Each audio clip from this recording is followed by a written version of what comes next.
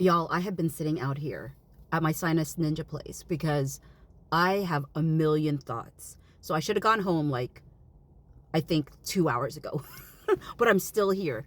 I have to read you the things that I thought about just because if I had to spill it out, I need you to be with me in this journey. So this is me collating everything that happened from May 26th through June 1st in regards to conversation. So on May 26, 2023, Blake talks to Ange. Then Jenny Slate's manager reaches out to Ange as well. At 9:07 p.m., Justin sends a text to Blake. Blake, ugh, I'm so sorry to hear you and Redacted are sick. I know it's literally the last thing you needed right now on top of a tough week. I pray it comes and goes with mild symptoms and more than anything, that he is okay. If you feel up for it, I'm here absolutely anytime and would love to check in. I know this week was a lot and I'm committed to making things run smoother across the board. So on May 28th, Blake and Jenny are commiserating together. And Blake explains that her concerns were not just with Justin's behavior, but the way that Justin behaved after being confronted with his line-crossing behavior. She said he keeps referencing it or disconnects entirely or gets snipey and impatient as a director. He was so huffy after the sexy thing, I felt awful for saying something. And then so I wrote, how did Justin keep referencing it? It happened on May 23. She got COVID allegedly on May 25, and she was never back on set until June 1. So how did he keep referencing it? Also, doesn't she keep referencing it? She doesn't seem to be able to let it go. So then she wrote another text that says, you can't just record people without asking. You can't speak to people sexually while not in character or while talking about a character. And if you overstep, you move on. It's the weirdness after that makes it feel bad. Like if we speak up, the vibes on set get funky and the work suffers. I said, but didn't he try to move on? Wasn't Blake the one unwilling to move on despite them trying to deal with things in real time? Then May 29, Jenny tells Blake about her conversation with Alex and that Alex agreed things needed to change. So we then see text messages between Alex and Ange. At 11:23, Alex says, yes, very bad. I think we need to replace our director and Jamey should not be on set. And then Alex at 12:13 says to Ange, texted Blake, no answer yet. So later that day, Alex reaches out to Blake to let her know she talked to Ange. And then it says that Wayfarer was made aware that Lively had placed a call to the film's Sony executive to share a few grievances. So those grievances are Justin's sexy comment about the wardrobe of her character, Lily, Heath showing a post-home birth video, Lively sharing her grievances about the first AD and suggested that she be replaced. This is the reason why I still stand by the belief that they were talking about the first AD, because that's the language that was used, that she should be replaced, which very much lines up with what ended up happening. They let the first AD go. And she and the second AD, who's also a woman, were shortly thereafter let go. So Justin and Jamey were told that during the call, the Sony executive asked Lively, Ange asked Lively if she wanted to take any formal action regarding her remarks. Blake responded that she was not interested in pursuing anything formally. That's obviously Wayfarer's take or version. So following that conversation, the Sony executive informed Baldoni and Heath of Lively's narrative, both of whom were stunned by the framing of the events. So I was like, did Ange hear a different version from Blake than what she heard from Alex about what Blake was claiming? Because it says following the conversation.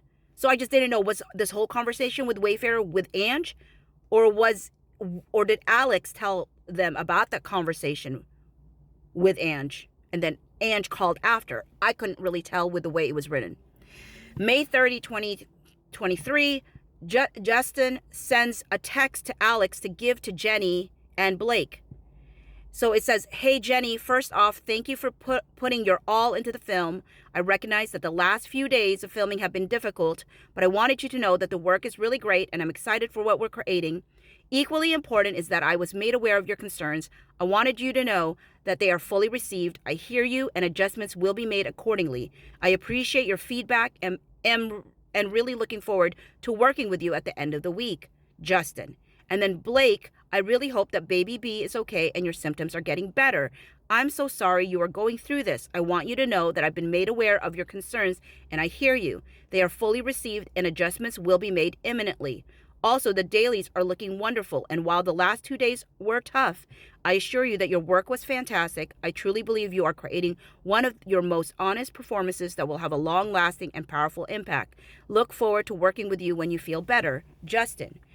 And then I wrote, this is an interesting omission on the part of Blake. She never mentions that Justin sent a text message of apology to both her and Jenny through Alex.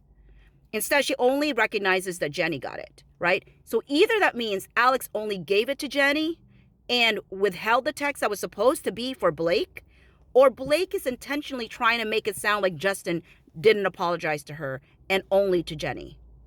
Then June 1, I didn't know what time frame this was because the date stamp is 1444, right? I was like, is this UTC? Like, how do we convert this? Because we know it has to be earlier than 9:35 a.m. because of this conversation with Alex Sachs and Ange Giannetti. But it says, Blake says, morning, if you guys want to have a 5-minute check-in before rehearsal, can pop out of makeup early and meet you in my trailer. Eager to get back to work on a solid track. Or I can travel early before Brandon if we have somewhere on set. And Alex says, absolutely, can we do immediately after rehearsal so the crew can jump into work? There's a private holding room on set so we can ride back to base with you. And Blake liked that comment. And then Alex said, see you soon. And Jamey says, wonderful, sounds great, see you shortly.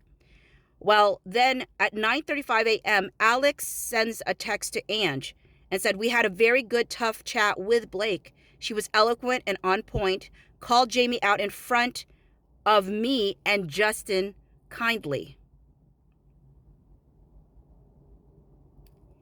That's weird, right? Called Jamey out in front of me and Justin kindly. She doesn't make Justin be the center of this conversation. So Alex then says he did try to clarify that he thought Justin told her about it. And Ange says, this is the wife photo? And then Alex says, yes, and there were other comments. She said the other piece was that she was like, you, Jamey, make jokes about how you can't make eye contact with people anymore, as if to undermine and lessen the importance of people not wanting to be comfy, cozy on set.